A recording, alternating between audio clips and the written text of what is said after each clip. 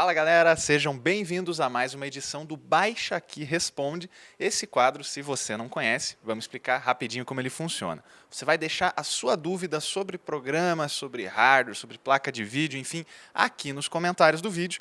E na próxima edição a gente responde. Os redatores aqui do Baixa Aqui, do Tecmundo, do Baixa Aqui Jogos, vão procurar uma resposta e vão falar ela para você da maneira mais simples, mais completa possível.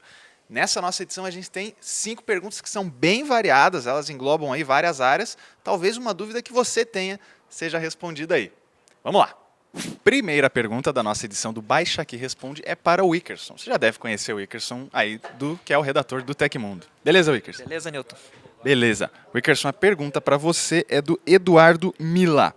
O iPhone 5 é compatível com o 4G brasileiro? O iPhone 5 não é compatível com o 4G brasileiro. Os únicos modelos que são compatíveis com o 4G brasileiro é o iPhone 5S e o iPhone 5C, que são os dois modelos mais recentes. Esses dois são compatíveis com o 4G brasileiro. Isso acontece porque a nossa frequência aqui de operação fica entre 2,5 GHz e 2,6 GHz. Nos Estados Unidos, a frequência de operação do 4G é de 700 MHz, então, por conta disso, tem essa incompatibilidade. O governo brasileiro está estudando abrir uma licitação para que essa frequência de 700 MHz também funcione no Brasil, mas é um processo que não tem previsão de acontecer, deve acontecer até o final do ano, mas não tem uma data certa. Se isso acontecer, se essa frequência for liberada, aí sim o iPhone 5 americano vai poder utilizar o 4G brasileiro, mas enquanto isso não acontece, não tem como. Se quiser o 4G, tem que ficar mesmo com o iPhone 5S ou com o iPhone 5C. Olha só, então, quem sabe aí a gente vai ter alguma boa notícia, mas por enquanto, nada. Seguindo com o Baixa Aqui Responde. Segunda pergunta aqui do nosso Baixa Aqui Responde, nosso faz tudo da computação aqui, o Diego Paludo. Tudo bom, Diego? Tudo jóia, tudo bem. Beleza. A pergunta aqui é do Jorge Lucas. O que é o TDP dos componentes de hardware? Bom, o TDP é referente ao processador. Ele é o Thermal Design Power, que é referente ao tanto que o seu sistema de refrigeração deveria conseguir dissipar. Por exemplo, um processador da Intel que tenha 95 watts de TDP. O sistema de refrigeração teria que ser capaz de dissipar toda essa quantidade de calor, vamos dizer assim, que o processador vai gerar. Senão, se o seu cooler ou qualquer outro sistema de refrigeração não der conta, vai superaquecer o processador, vai começar a ficar instável, travar e até queimar o processador. Beleza, muito obrigado pela resposta. Olha, lá no Tecmundo a gente tem um artigo sobre o TDP, bem completinho, confere lá se você ainda tiver alguma dúvida. Seguindo com o Baixa Aqui.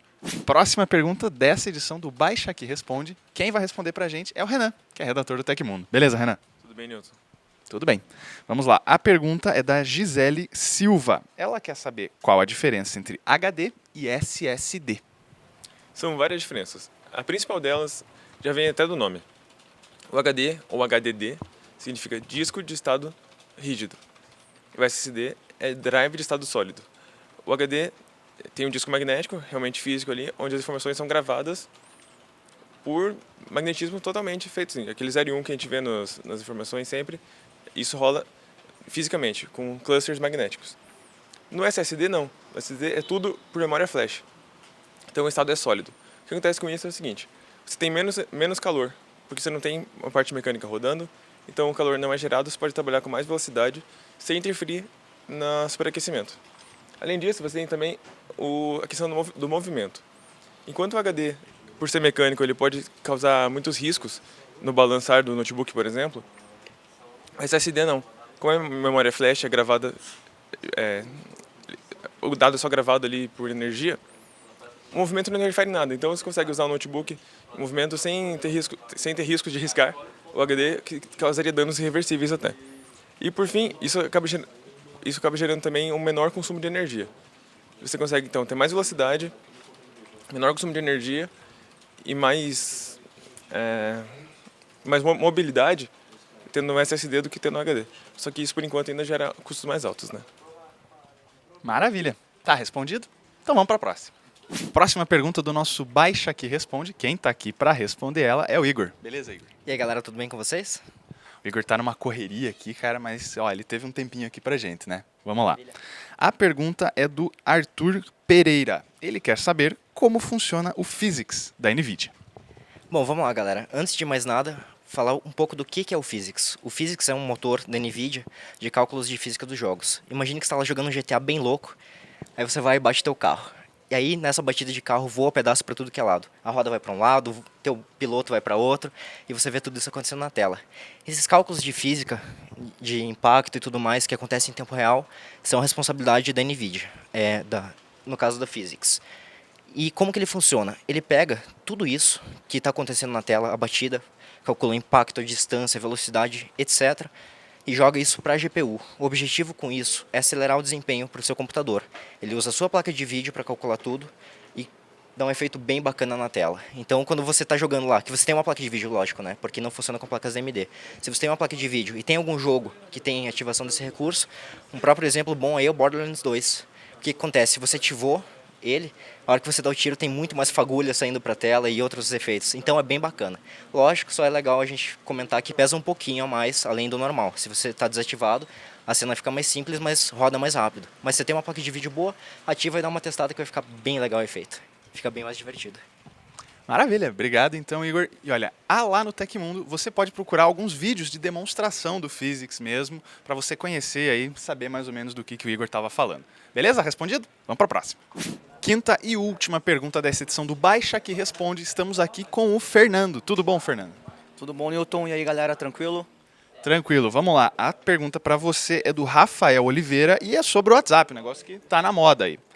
É possível instalar o WhatsApp no PC? Então, Rafael, você pode sim.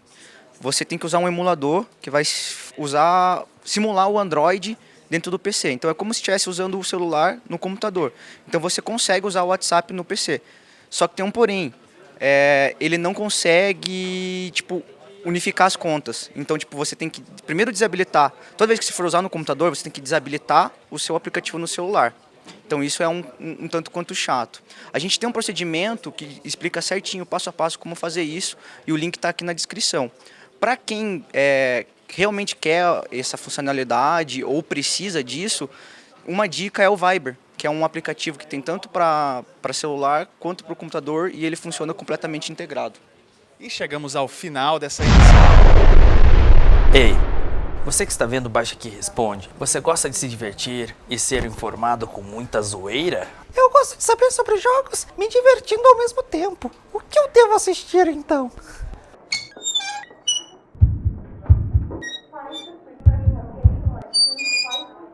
Crianças, vocês devem assistir o BJ Responde.